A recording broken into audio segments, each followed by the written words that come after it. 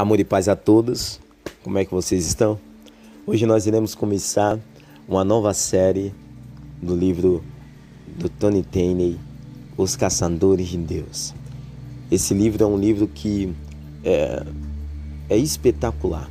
Então, sente na sua cadeira, pegue seu fone, aumente o volume da sua TV, do seu rádio, onde você estiver ouvindo, no seu celular. Aperte o cinto, porque nós iremos fazer uma bela viagem nessa história.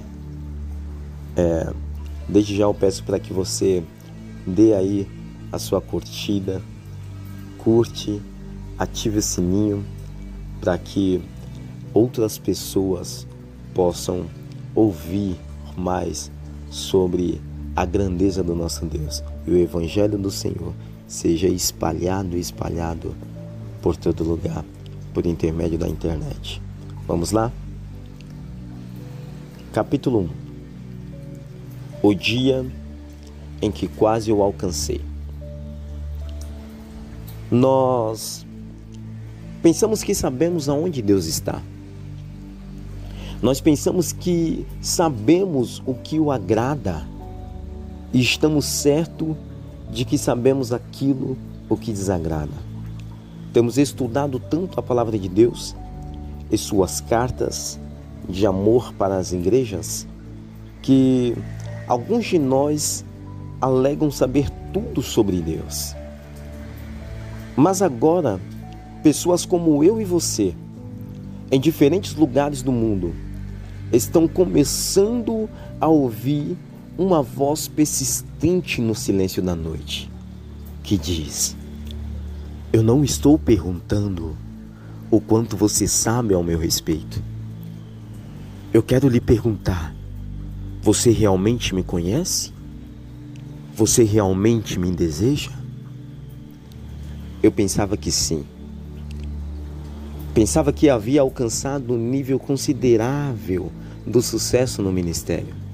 Afinal, eu havia pregado em algumas das maiores igrejas dos Estados Unidos. Estava envolvido em obras de alcance internacional, com grandes homens de Deus. Fui à Rússia várias vezes e participei da fundação de muitas igrejas naquele país. Fiz muitas coisas para Deus, pensando que era o que deveria fazer.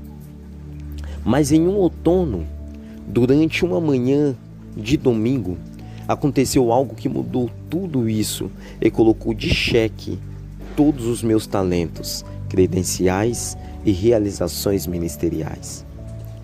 Um velho amigo meu, que pastoreava em Houston, no Texas, pediu-me que pregasse em sua igreja. De alguma forma senti que havia um destino que estava me preparando antes desta chamada. Havia brotado em meu coração uma fome que parecia inacessível, aquele vazio incômodo que pendurava dentro de mim. Apenas as minhas realizações ministeriais ficava cada vez maior. Estava com um frustrante pavor quando recebi aquele convite. Senti que algo da parte de Deus me aguardava. Pouco a pouco, sentimos que estávamos nos aproximando de um encontro com o Pai. Faço parte da 4ª geração de uma família atuante no ministério da igreja. Mas, para ser honesto com você, eu já estava enfadado da igreja. Estava como a maior parte das pessoas que tentamos atrair aos nossos cultos semanalmente. Elas também estão cansadas na igreja. Por isso, elas não vêm.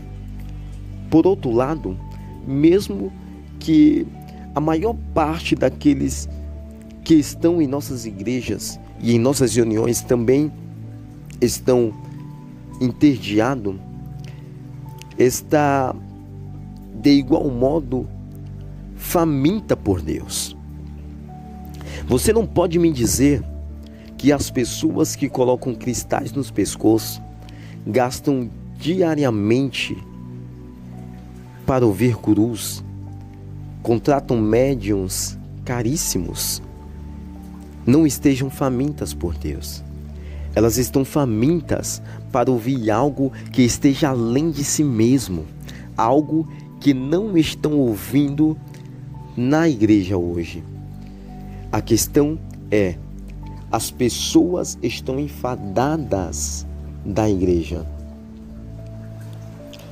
porque ela tem se portado como mera difusora da Bíblia. As pessoas querem estar ligadas a um poder maior. Sua fome as leva a qualquer lugar, menos a igreja. Elas estão à procura de algo para saciar a sua fome que lhe corrói a alma. Ironicamente, mesmo sendo ministro do Evangelho, estava sofrendo da mesma fome que aflige aquelas que nunca tiveram um encontro com Jesus. Não me contentava mais com apenas saber sobre Jesus. Você pode saber tudo sobre presidentes, realezas e celebridades. Pode conhecer seus hábitos alimentares, endereço, estado civil, mas saber sobre eles não significa ter intimidade com ele. Não significa que você as conhece. Na era da comunicação, com boatos passados de boca em boca, de papel em papel, de pessoa a pessoa, é possível compartilhar informações sobre alguém sem conhecê-lo pessoalmente. Se você ouvir duas pessoas conversando sobre a última tragédia que abateu sobre algumas celebridades ou a última vitória que ela experimentou, pode até pensar que elas conhecem a pessoa de quem estão falando, quando na verdade tudo o que sabem são fatos a respeito dela. Por muito tempo, a igreja só tem conhecido fatos sobre Deus. Nós conhecemos técnicas, mas não falamos com Ele.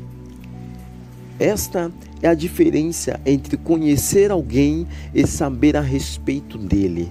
Presidente, realezas e celebridades, posso ter muitas informações sobre eles, mas não conhecê-los de fato. Se encontrássemos pessoalmente, teriam que ser apresentados a mim, porque o mero conhecimento a respeito de uma pessoa não é o mesmo que ter uma amizade íntima. Saber a respeito de Deus não é o suficiente. Temos igrejas cheias de pessoas que podem ganhar qualquer concurso sobre temas bíblicos, mas que não o conhece. Temo que algum de nós fomos desviados ou embaraçados tanto pela prosperidade quanto pela pobreza. Receio que tenhamos nos tornado uma sociedade tão farisaica que nossos desejos e vontade não correspondem aos do Espírito Santo. Se não tomamos cuidado, estaremos cultivando o culto ao bem-estar, satisfeito com os nossos pastores amáveis, nossa igreja confortável, nosso fiel currículo de amigos, nos esquecendo de milhares de insatisfeitos, feridos e aflitos que passam por nossos confortáveis templos todos os dias. Não posso deixar de pensar que, se falharmos até mesmo de tentar alcançá-los com o Evangelho de Jesus Cristo, muito sangue foi desperdiçado no Calvário. Isto de fato me incomoda. Tinha que haver algo a mais. Eu estava desesperado por um encontro com Deus. Depois de pregar na igreja do meu amigo no Texas, voltei para casa na quarta-feira seguinte. Estava na cozinha quando o pastor me telefonou de novo e disse: Tommy, somos amigos há anos e não me lembro de ter convidado alguém para pregar 2 domingos consecutivos. Mas será que você pode voltar no próximo domingo? E eu concordei. Poderíamos dizer que Deus estava prestes a fazer algo. Estaria o perseguidor agora sendo perseguido? Estaríamos prestes a ser apreendidos pelo que estávamos buscando. Filipenses capítulo 3, verso 12. O segundo domingo foi ainda mais abençoado. Ninguém queria deixar o prédio após o culto à noite. O que devemos fazer? Meu amigo perguntou. Deveríamos fazer uma reunião de oração na segunda noite. Eu lhe disse e acrescentei: passaremos todo o dia orando intensamente e vamos apurar até que ponto vai a fome das pessoas a ver o que está acontecendo.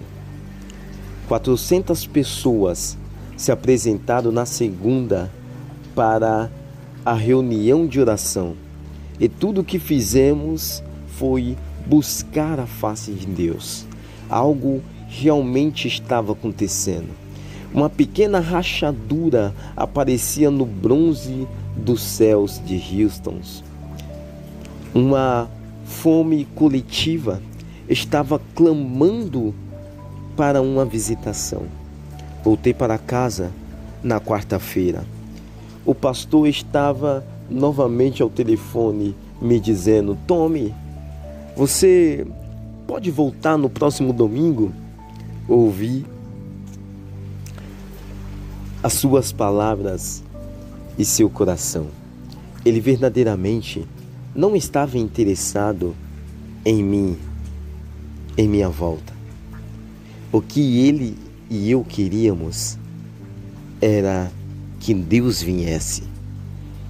Ele é um dos nossos, é um caçador de Deus. Estávamos em uma ardente busca. Sua igreja havia estimulado a fome que havia em mim. Eles também tinham sido preparados para esta busca. Havia uma premonição de que estávamos prestes a pegá-lo. Uma expressão interessante, não é? Pegá-lo. Realmente é uma expressão impossível. Podemos pegá-lo assim como o leste pode pegar o oeste. Eles estão muito longe um do outro. É como uma brincadeira de pega-pega com a minha filha. Quando ela chega em casa, após um dia de aula, nós brincamos com tantos outros pais e filhos do mundo afora.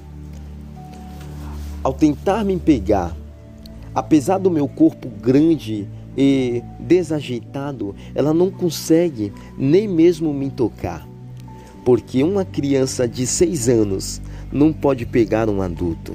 Mas não é este o propósito da brincadeira, porque alguns minutos depois, ela sorrindo diz: "Ah, papai, é necessário nesse momento que ela captura não só a minha presença, mas também o meu coração." Então me volto e não mais minha filha que está me buscando. Agora eu é que corro atrás dela. Alcanço e caímos na grama entre abraços e beijos. O perseguidor torna-se perseguido.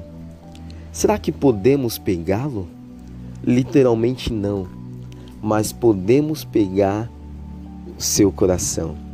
Davi fez isso. Se podemos pegar seu coração, então ele se volta e vem nos buscar. Esta é a beleza de ser um caçador de Deus. Você busca o impossível sabendo que é possível.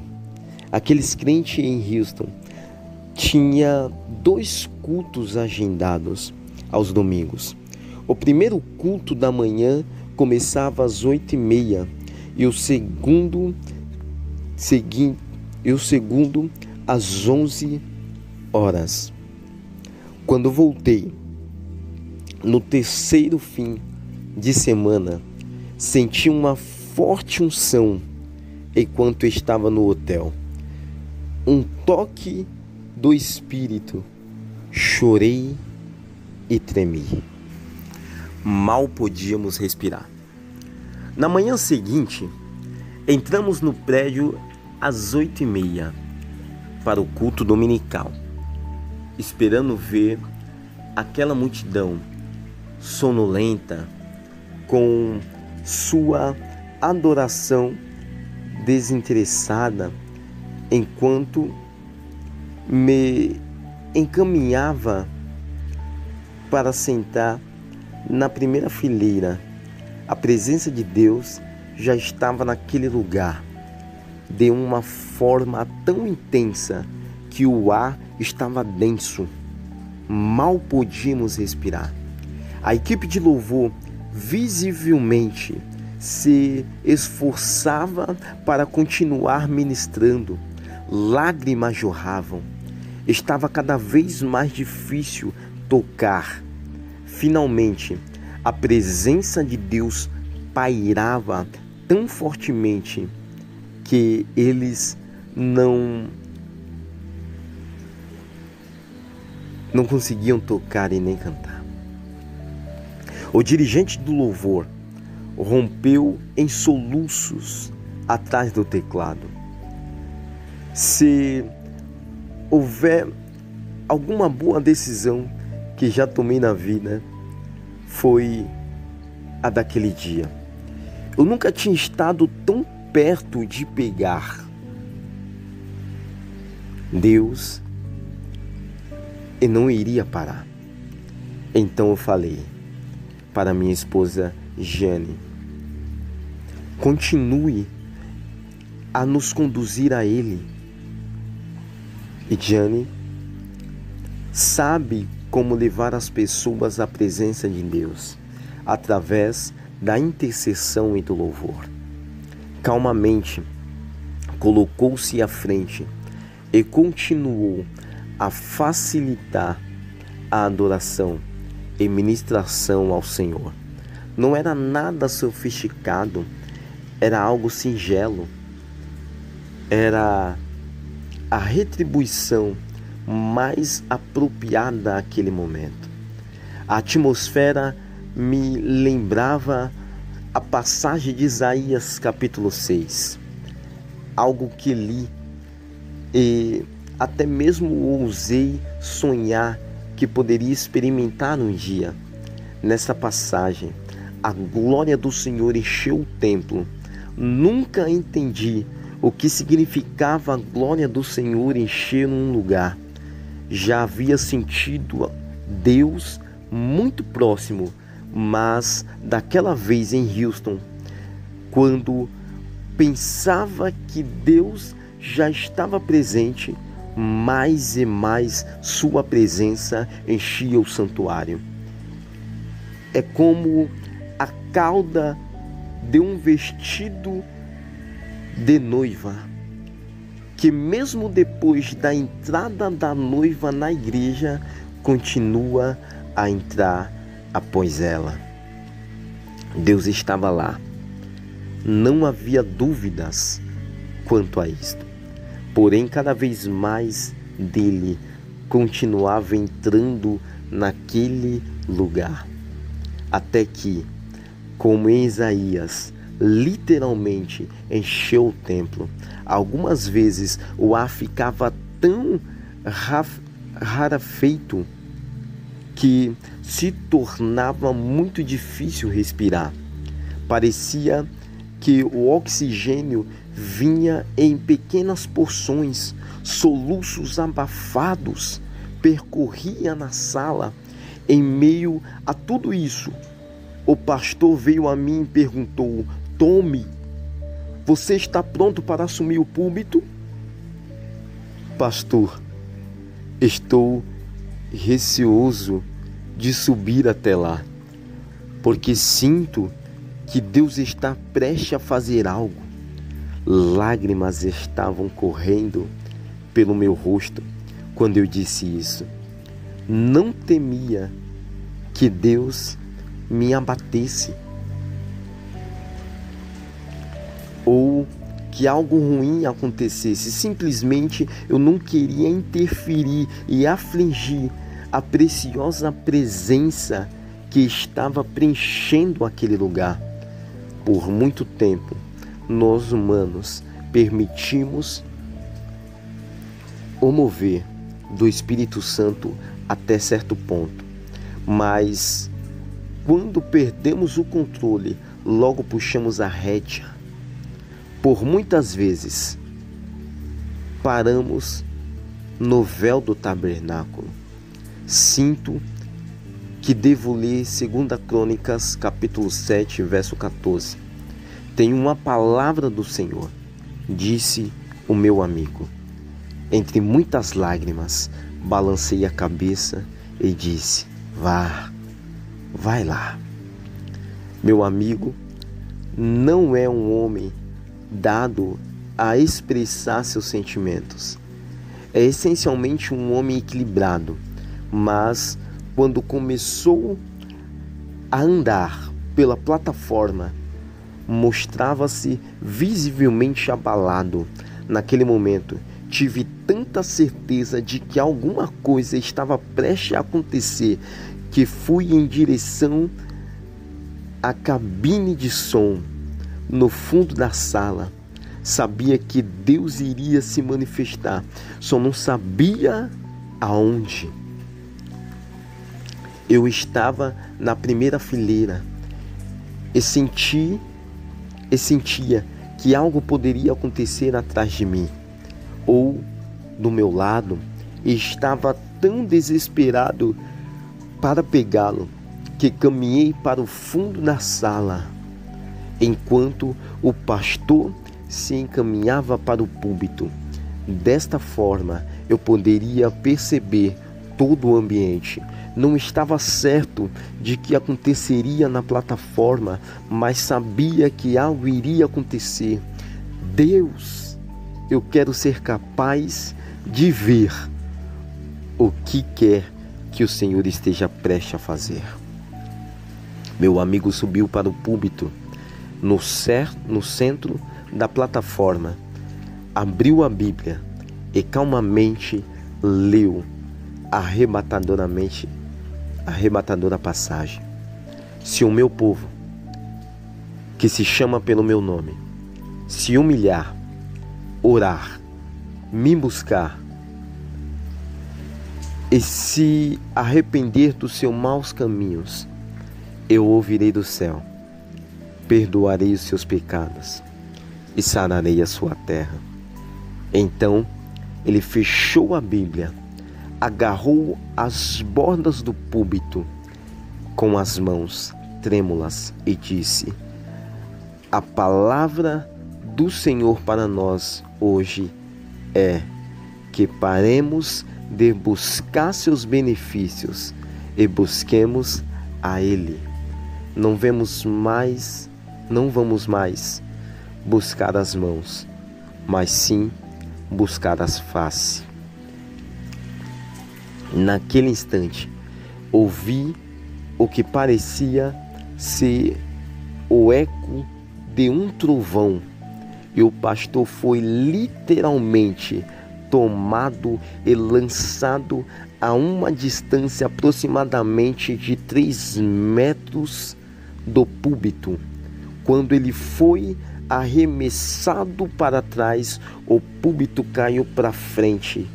O belo arranjo de flores que estava na frente caiu no chão. Porém, antes que o púlpito batesse no chão, ele já estava partido em 2 pedaços. Havia sido partido em 2, como se um raio o tivesse atingido. Naquele instante, o terror tangível da presença de Deus encheu aquela sala. Anota, o púlpito era feito de um plástico acrílico de alta tecnologia. Esse material, segundo os engenheiros, é capaz de suportar milhares de quilos de pressão por metro quadrado. Ficaremos aqui e continuamos a leitura no próximo episódio. Eu espero por você. Compartilhe, ative o sininho para quando chegar a segunda parte você não perder nada desse lindo material.